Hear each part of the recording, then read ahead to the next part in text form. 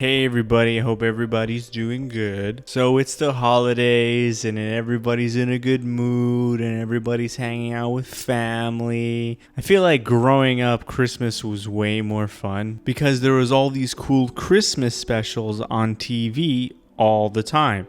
And now with like Netflix and all this streaming stuff, it's kind of like not that special because you can just like type in your favorite like Christmas special from when you're a kid and it'll just like come at you like on like 10 different like streaming services, and it's not as special. So I can imagine like growing up as a kid now, you'll probably be like a I don't know, piece of shit kid growing up or whatever, you know?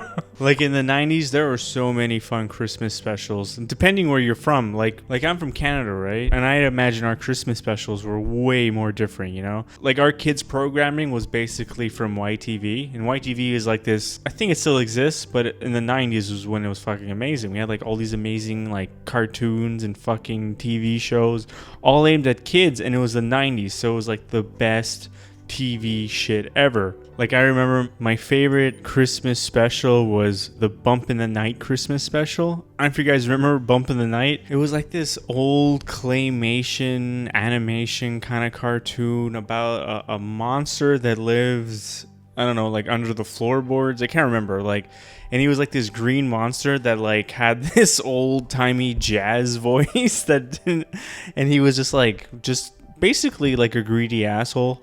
But he was so wild and fun and silly that like everybody just fucking loved him. I fucking loved this show because there was like a ton of cool like animation, and it was like just so bright and colorful, and it also felt like a little bit like dark and like sinister, like bad kids would watch this show, you know? So the Christmas special of that show was about Bumpy, the main character, going and setting up a bunch of traps for Santa Claus to steal his bag of presents. Now, it doesn't work out because his friend Squishy, I think Mr. Squishy, takes out all these traps by accident and almost gets hurt or whatever. Oh yeah, by the way, if you're enjoying this, please subscribe and follow me. And follow me on Twitch. I have a Twitch thing now where I do the love videos and I talk and I play games and shit. And so he figures out like, oh, he can go to the North Pole and steal Santa's bag from the North Pole. Now look, it's like a kid show, right? It's for kids. Does it hold up today? Not really, but there are a few really fun songs that you can listen to. And I know a lot of people don't like musicals, and I secretly like some musicals. There's a few really funny songs in this TV show. One of the first songs is like kind of like a take on the 10 days of Christmas, or what is it, the 12 days of Christmas, and it's all like on the first day of Christmas, my true love gave to me a dickhead in a tree, or whatever. Don't think that you people have heard the words I sing.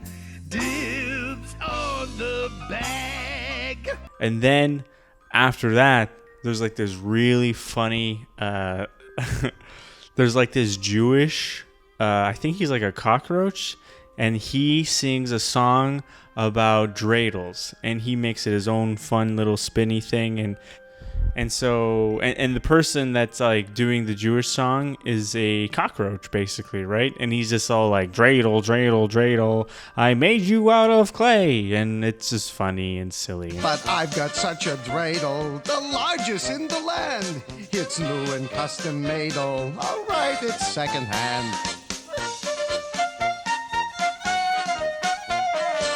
And the final song I think that is awesome in this Christmas special is when they are at Santa Claus's lair, and there's all these elves and all these big snowmen, and they're all trying to guard Santa Claus's lair. And like the main elf, he's like this asshole, like he's like this basically like the guy from Platoon, or what the fuck's it called? I love the smell of napalm in the morning, but he's like a little elf. And he's like this little guy, and he's all nice or whatever. He looks all cute. You something. When you stick your hand in a glob of slush, that only seconds before was Frosty's face. And he's just like saying like, listen up, soldiers. We're here to guard Santa Claus's lair. And then they sing the song, and it's like a take on the song Tidings and Joy. It's like this Christmas song that goes, God rest ye merry gentlemen, let nothing you dismay. Remember Christ our Savior was born on Christmas Day. And then the chorus goes, oh, tidings of comfort and joy, comfort and joy. And then the TV show version is something like, we protect toys, something in toys. I'll play it. And make sure that there's toys to haul when Santa loads his sleigh. We're providing security for toys, guarding them toys. That Christmas special by Bumpy the Night does not hold up because it's very long, it's very boring, and there's only 2 or 3 good songs. Other than that, it's maybe show your kids, but as an adult, I don't know, maybe smoke some weed or drink some beer because it's shit. My second favorite Christmas special is Christopher the Christmas Tree. So Christopher the Christmas Tree was about a little Christmas tree. He's this little shitty Christmas tree that nobody ever wanted, and he was surrounded by all these big fat fucking Christmas trees that they all, like, one was like smart, one was like a dumb idiot, one was like a whore, you know. They're all ready to become Christmas trees, you know, and they're shitting on Christopher because he was all little. He was a little tree, and they all thought he was like lame. And then there was like this kid that came with his dad to pick a tree, and they're like, and the kid was like, Dad, can I take Christopher? And the dad's like, no, son, he's a little tree. Let's get the big tree. And then the son asked, Dad, why why do we put a star in the tree? And then there's like a really like unexpected like Christianity twist to it. It was like, well, son, there's the tree. We put the star in the tree to represent the Star of David, the star that the 3 wise men followed to find baby Jesus. We put that star there because it represents the star that led the wise men to the birth of Christ. Come on, boys. And the kid's like, wow, okay. And in the meantime, there's like this owl that's like, he's like mentally challenged. He can't speak, he can't fly. He leaves his home because he was abused by his dad, and he goes to find any friends. And then he goes and he finds Christopher. And then all these other animals find Christopher, and they all become like one happy family. I love you.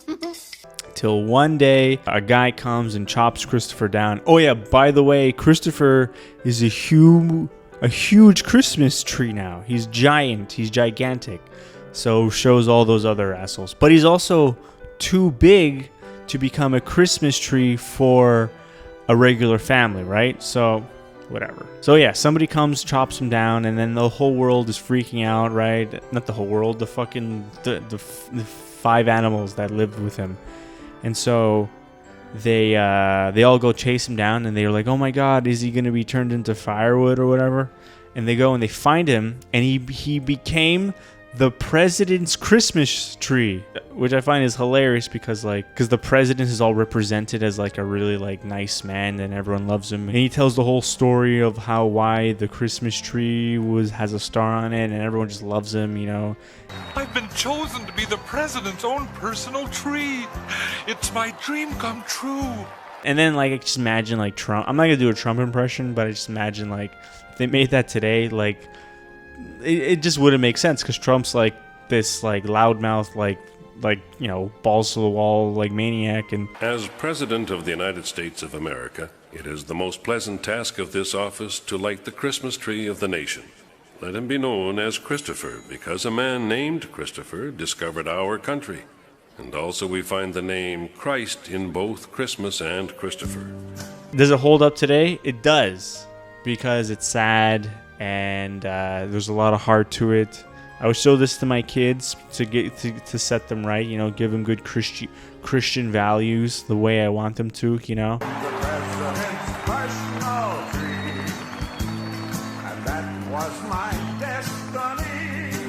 So my final Christmas special that I really, really liked was, it's like this animation with no words. dialogue or whatever. It's like this kid that goes outside. It's snowing. It's England. So he's all excited. He goes outside because it's freaking snowing for the first time ever. He builds a snowman all by himself, and he wishes he's like his friend, you know. So he puts a hat and a scarf and makes him into a man, and then he wakes up in the middle of the night, goes outside, finds out the snowman is alive. And so they go around the house. They put on like pants and shit. They put on a suit, and then it gets good. And they start flying around. And then there's a song that plays that goes, I'm flying in the sky.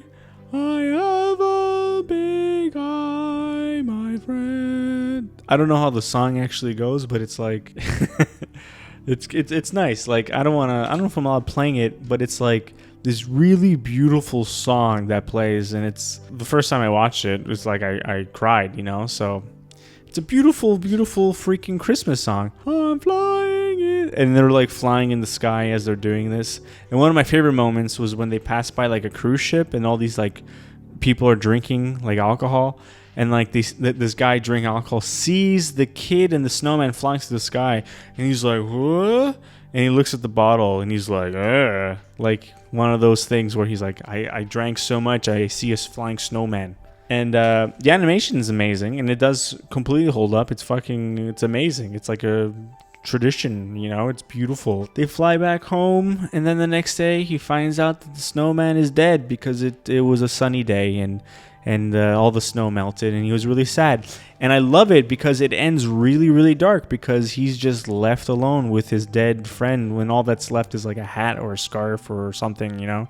And that really represents what England is. It's a really cynical, sad place where even like a kid's Christmas program can end with leaving a really sad feeling in your stomach and you can feel depressed, you know? That being said, I think it's fucking amazing and you should watch it. I'll put it in the link below or some bullshit. Thank you so much for watching, and please subscribe and follow me and kiss my ass, and thank you. Good night. I love you. Mwah.